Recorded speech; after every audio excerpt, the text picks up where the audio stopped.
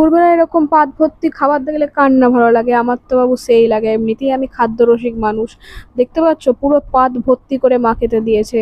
ছিল করলা ভাজা, শাক ভাজা, ঢ্যাঁড়স ভাজা, কুমড়ো ভাজা, একটা মাছের তেলের তরকারি, আর তার সঙ্গে ছিল আমের ডাল। এই গরমে আমের ডাল দিয়ে ভাত খেতে কার কার ভালো লাগে অবশ্যই জানিও।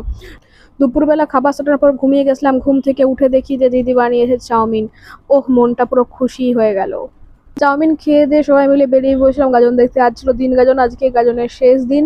চলো একবার ঘুরে আসি। তো যেয়ে দেখলাম ভক্তরা সব স্নান টান করে ফিরছে মন্দিরে। তো আমরাও আর দাঁড়িয়ে থাকবো কেন, আজকে খেয়ে নিলাম আইসক্রিম। আগের দিনে নীলের বার করার জন্য কিছুই খাওয়া হয়নি, আজকে আইসক্রিম খেয়েছি। আর তারপরে ছিল দই ফুচকা, আমার খাওয়ার জীবনে সব থেকে বাজে দই ফুচকা আমি খেলাম আজকে। তারপর বাড়িতে এসে পাঁপড় ভাজা খেয়ে মুখটা ঠিক করলাম। আর রাত্রেবেলা বোনপো বোনঝি দিদিরা সবাই মিলে একসাথে গল্প করছিলাম, আর তাতে কখন রাত 12টা 1টে বেজে গেছে তাতে আমাদের খেয়ালই নেই। চলো এবার আমরা ঘুমোই, টাটা।